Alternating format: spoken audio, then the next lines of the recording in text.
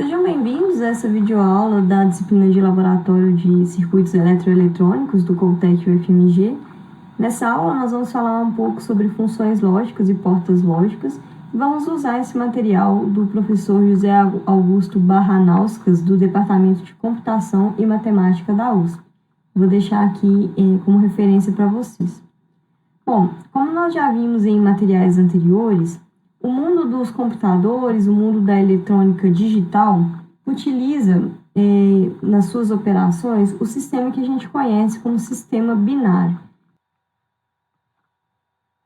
Bom, em relação ao sistema binário, e falando um pouco sobre o histórico do que a gente vai falar hoje, que a gente conhece como álgebra booleana, o matemático inglês, o George Boole, ele desenvolveu um sistema matemático de análise lá no século XIX e posteriormente, já no século XX, o americano Shannon, ele viu que esse sistema matemático mesmo poderia ser usado para análise e projetos de circuitos de computadores na eletrônica analógica eletrônica digital, que estava se desenvolvendo. Bom, então como nós sabemos, lá nos primórdios, todos os problemas, os sistemas eram sistemas analógicos. E nesses sistemas, as representações dos sinais, das medidas, ela é feita através de medidas ou de sinais contínuos. Não são discretos como o que a gente conhece agora na eletrônica digital. Então, por exemplo, um termômetro de mercúrio que está medindo uma temperatura qualquer, essa temperatura ela pode variar continuamente de 0 a X graus, por exemplo, e ela não vai pulando de um intervalo fixo de graus. Então, se eu estou medindo uma temperatura que está variando de 0 a 30 graus, por exemplo, essa temperatura ela vai subindo continuamente no termômetro, né? E a gente não consegue ver valores discretos, como na eletrônica digital. No sistema digital, a gente tem essa discretização. A gente tem uma representação através de sinais discretos no tempo, sinais variáveis discretos. E a gente vai ver um pouco disso mais para frente. Bom, então na eletrônica digital, onde a gente emprega o sistema binário, todos os sistemas lógicos básicos, por exemplo, que constituem os computadores, os sistemas eletrônicos que nós conhecemos, todo esse sistema ele é baseado em portas lógicas. E essas portas fazem as contas, as operações básicas de um sistema digital. Então, com essas portas, a gente pode implementar todas as expressões geradas pela álgebra de Boole. Então, na álgebra booleana, nós temos somente dois estados, dois valores ou dois símbolos. Então, o estado 0 e o estado 1. O estado 0, por que a gente sabe que os computadores eles usam esse sistema binário, os sistemas digitais em geral, mas por quê? Porque os equipamentos eletrônicos, eles se comunicam, eles são equipamentos que usam eletricidade, e eles se comunicam através de representações como essas que a gente está vendo aqui. Por exemplo, um aparelho desligado, uma ausência de tensão, uma chave desligada ou ausência de corrente, ela sempre vai significar um estado 0. Então, um equipamento, uma chave eletrônica, como o transistor, que a gente vai falar um pouco mais para frente, como que essa chave eletrônica ela se comunica? Através dessas duas variações. Ela vai deixar ou não passar a tensão, ou deixar ou não passar a corrente, digamos assim. Uma saída, por exemplo, que está sendo acionada pela chave, ela vai ser ligada ou desligada. Enfim, é assim que os sistemas eletrônicos, eletroeletrônicos, se comunicam. através dessas ausências ou presença, né, também, falando do estado contrário, presença de tensão, presença de corrente, chave ligada, aparelho ligado. Então, essa é a maneira do sistema que trabalha com a eletricidade se comunicar, através dessas ausências ou presenças dessas variáveis, desses estados. Tudo bem? Então, nós vamos trabalhar somente com esses estados. E toda a álgebra booleana é construída através da maneira do sistema que trabalha com a eletricidade se comunicar, através dessas ausências ou presenças dessas variáveis, desses estados. Tudo bem? Então, nós vamos trabalhar somente com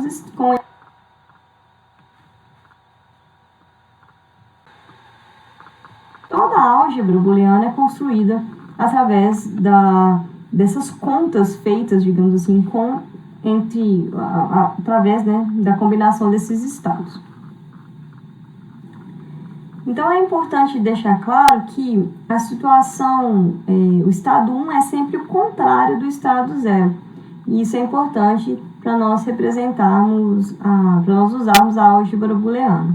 Então, é importante também lembrar que somente esses dois estados são permitidos, nenhum estado intermediário é permitido, e que a gente vai ter, então, também variáveis de entrada e saída. Então, por exemplo, se eu estou dando um comando no circuito elétrico, fechando uma chave, por exemplo, essa variável que eu estou comandando vai ser a minha variável de entrada.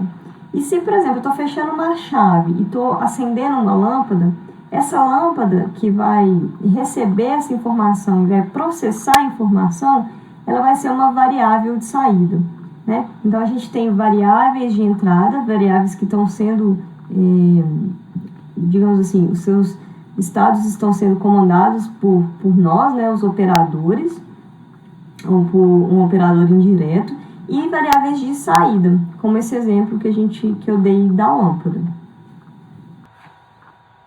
Então, na base do sistema eletrônico mais complexo, por exemplo, um computador, existem pequenos blocos de circuitos que fazem operações básicas.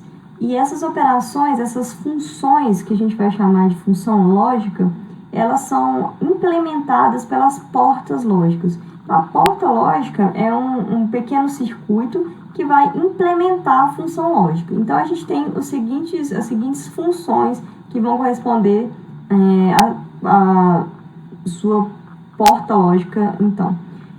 Então, a gente tem a função AND, função ou função AND, do inglês. A gente tem a função ou OR, não ou NOT, não ou não AND, não ou não OR, ou NOR, se vocês quiserem falar desse jeito. E a gente tem também ou exclusivo ou a XOR, tá? E aí a gente vai ver como que a gente consegue entender o que cada porta, cada função lógica calcula o processo, ok? Então, a primeira que nós vamos estudar é a função AND. Então, a função AND, aqui, a gente vai ver uma representação dessa função sendo implementada através de duas chaves, uma chave A e uma chave B, que são a representação da entrada, da variável de entrada. Essas variáveis elas vão ser comandadas aqui por um operador, por exemplo, e a lâmpada está representando uma variável de saída. Então, a função AND, ela realiza a multiplicação de duas variáveis binárias ou variáveis booleanas. Multiplicação ou conjunção, pode ser chamada assim também, ok? Então, cada uma dessas variáveis aqui, então a gente tem duas variáveis de entrada e uma de saída, e cada uma delas pode assumir os dois estados 0 e 1. Então, as chaves, elas podem ser fechadas ou abertas, então aberta 0, fechada 1, e a lâmpada, ela pode estar apagada ou acesa, tudo bem?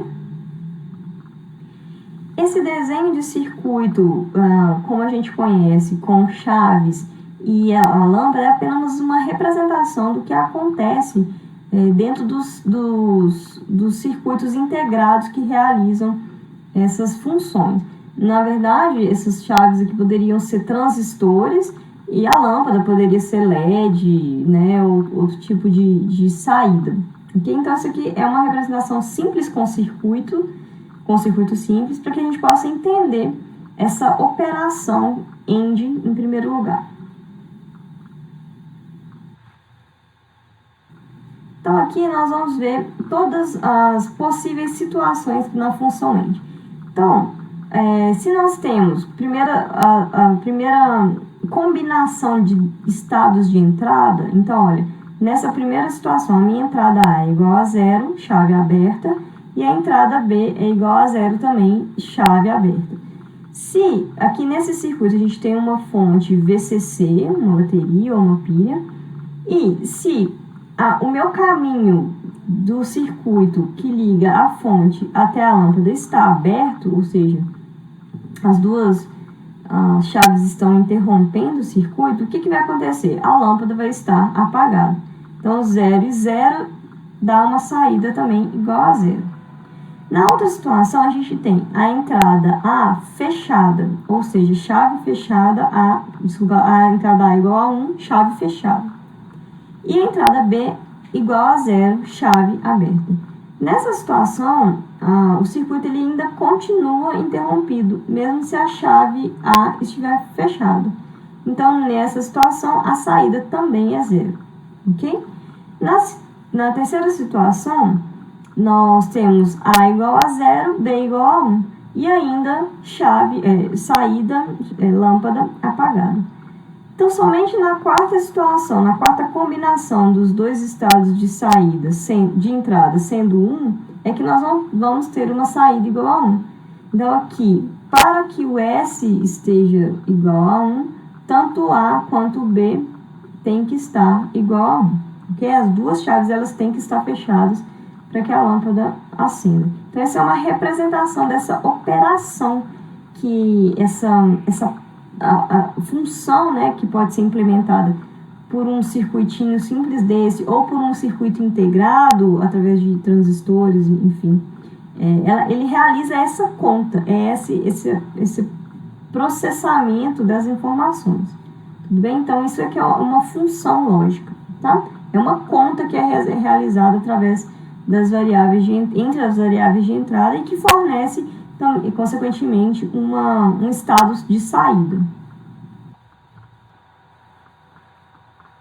Bom, a maneira de representar a função I ou AND é através desse símbolo de multiplicação.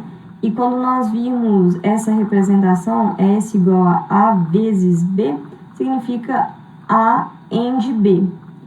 Ok? Existem também notações alternativas. A gente pode encontrar o AND sendo representado por esse E comercial, pela vírgula ou pelo circunflexo também. Eu vou falar um pouco sobre essa representação de multiplicação para a gente entender melhor. Então, a função I pode ser entendida como uma multiplicação de zeros e uns. Então, se nós colocamos, por exemplo, um primeiro estado, uma primeira combinação, em que o A é igual a 1 e o B é igual a 0, vamos começar com as duas 0, né? Pra gente fazer uma sequência aqui mais organizada. Então, um A igual a 0 e o B igual a 0, se a gente joga nessa expressão, né? O 0 vezes 0, entende esse sinal como vezes mesmo, se a gente multiplica 0 com 0, a gente tem um resultado igual a 0, ok? Então, isso aqui seria a primeira combinação. Na segunda combinação, a gente vai ter A igual a 0 e o B vai ser igual a 1. E aí, se a gente joga na expressão, o que a gente tem? 0 vezes 1, isso aqui vai dar 0 também, ok? E aí, para a terceira combinação, a gente vai ter o A igual a 1 e o B igual a 0. E novamente, se nós substituirmos na expressão, nós vamos ter 1 vezes 0 e o resultado igual a 0. Então, na quarta e última combinação, nós temos A igual a 1 e o B também igual a 1. Portanto, o S vai ser 1 vezes 1, e aí sim nós teremos o resultado igual a 1, ok? Para representar essas combinações possíveis entre as variáveis de entrada, então lembrando que as variáveis de entrada são as variáveis A e B, e a variável S é a variável de saída. Então, para representar as combinações entre as variáveis de entrada e os resultados da operação, da função, nós vamos usar o que a gente conhece como tabela verdade. Então, a tabela verdade, ela é um mapa onde são colocadas todas as possíveis situações e os seus respectivos resultados para uma expressão, uma função booleana qualquer, tá certo?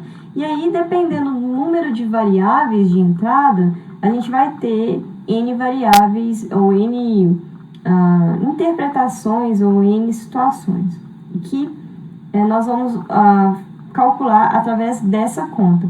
Se nós temos N variáveis, a gente vai ter 2 elevado a N possíveis interpretações, ok? Então, se a gente olhar aqui, nesse caso, nós temos 2 variáveis de entrada, ok? Então, o nosso N aqui é igual a 2. Se o N é igual a 2, quantas combinações possíveis a gente tem? A gente tem 2 elevado a N combinações, que é 2 elevado a 2, e aí a gente tem um número total de 4 combinações, como a gente conseguiu representar aqui, ok? Então, quando a gente quiser calcular o número de combinações, a gente usa essa expressão aqui, 2 elevado ao número de variáveis de entrada, ok? E aí, a tabela verdade, ela vai mapear essa função. E aí, a tabela verdade, ela vai mapear essa função. Como que isso é feito? Através dessa representação. Então, a gente faz uma tabela mostrando as variáveis de entrada e aqui o resultado da função. Então, no nosso caso aqui é a função end. Então, a gente coloca todas as possibilidades escritas nessas colunas. Então, normalmente o que a gente faz aqui, como vocês vão perceber ao longo do tempo, a gente divide a tabela aqui ao meio. A gente já sabe que são 4 combinações, então a gente divide ela ao meio aqui.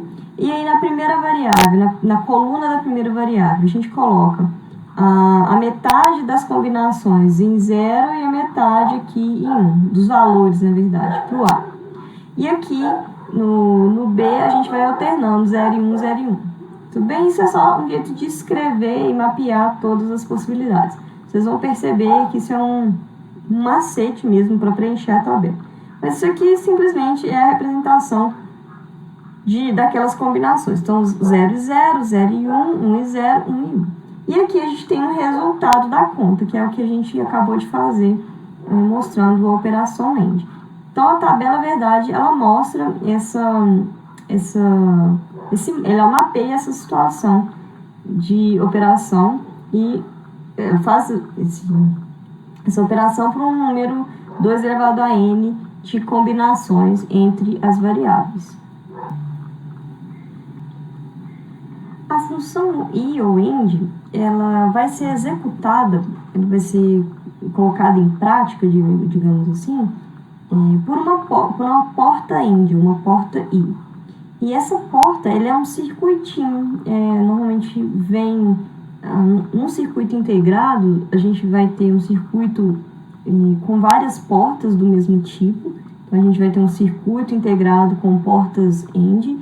E, para resumir, a porta é o circuito que executa essa função específica. ok? Então, aqui nós temos a representação da porta lógica que faz a conta I, ou AND. Então, a gente tem aqui as duas entradas, o símbolo do AND e a saída. Então, é como se aqui dentro desse símbolo tivesse um circuitinho implementado, okay? Que poderia ser um circuito com transistores, enfim. E a nossa saída, a saída S, vai poder assumir aqueles estados de acordo com as contas que a gente fez, ok? Aqui o A e o B podendo também assumir 0 ou 1, ok? Então, a porta lógica, ela executa a função lógica correspondente, ok? Aqui, então, nós temos a representação da tabela verdade e da porta lógica para cada combinação entre as entradas. Então, aqui, as entradas, na primeira combinação, são 0 e 0, saída 0. Depois, 0 e 1, saída 0. Aqui, 1 e 0, saída 0, 1 e 1, saída 1.